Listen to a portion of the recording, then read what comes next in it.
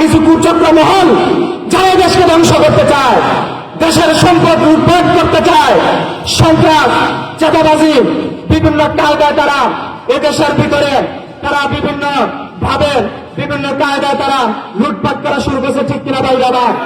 সন্ত্রাস চাঁদাবাজি সহ মাদকার দখল সহ এমন কোন অপকর্ম নাই তাদের মাধ্যমে প্রকাশ হয় নাই। এই জন্য আমরা 5ই আগস্টে রক্ত দিই নাই। এই জন্য আমরা 5ই আগস্টে আমরা বাংলাদেশের মধ্যে হাজার হাজার মানুষ শহীদ হয় নাই। এখন পর্যন্ত আমরা কি দেখলাম? আমরা ঢাকায় এখন পর্যন্ত হাসপাতালে বন্ধ অবস্থায় বহু রক্ত এখন পর্যন্ত তারা শুকায় নাই। আমরা এই বাংলাদেশের পরিবর্তন না দেখে আবার আগের মতন নতুন স্বৈরাচার শাসক যেন কায়েম হতে যাচ্ছে, এমন একটা অবস্থা তৈরি হতে যাচ্ছে। ঠিক কিনা ভাই আমার?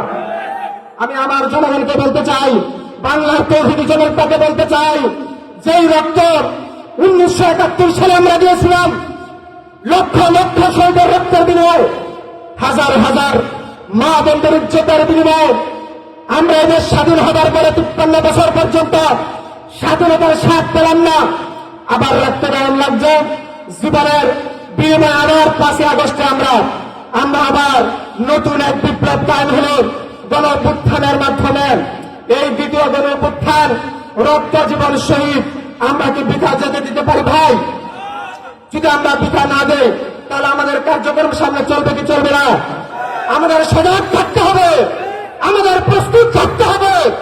এই বাংলাদেশের মধ্যে যারা লুটপাট করতে চায়, চাঁদাবাজি করতে চায়, এদেশের জনগণের উপরে বিভিন্নভাবে হয়রানি পেরেশানি মিথ্যা মামলা দিয়ে দেশের মানুষকে কষ্ট দিতে চায়, আমরা তাদের ব্যাপারে ইনশাআল্লাহ রুখে দাঁড়াবো। ইনশাআল্লাহ আমরা ইসলামের বিপ্লব ঘটার আগ পর্যন্ত এই রাজপথ ছাড়বো না। ইনশাআল্লাহ প্রস্তুত আছেন না? ইনশাআল্লাহ আগামী নির্বাচন আসতেছে। এই নির্বাচনে আজকে চাঁদাবাজদেরকে আমরা উচিত জবাব দিয়ে দেব। যারা আজকে চাঁদাবাজি করতেছে, সন্ত্রাসী দুর্নীতি করতেছে, তাদেরকে আগামী নির্বাচনে ইনশাআল্লাহ আমরা বয়কট করবো। ইনশাআল্লাহ প্রিয় সংগ্রামী সাথী বন্ধুগণ, আপনারা হয়তো জানেন না, একটা মেম্বার নির্বাচন করতে গিয়ে, একটা চেয়ারম্যান নির্বাচন করতে গিয়ে লক্ষ লক্ষ টাকা তারা ব্যয় করে। একটা এমপি নির্বাচন করতে গিয়ে কোটি কোটি টাকা ব্যয় করে। একটা চেয়ারম্যানের বেতন কত? একটা মেম্বারের বেতন কত? একটা চেয়ারম্যানের বেতন যদি 10-15 হাজার টাকা হয়, আমরা কি হিসাব করলে দেখি 5 বছরে তার 10,000 টাকা হলে মাত্র 6 লাখ টাকায়। ঠিক কিনা ভাই আমার?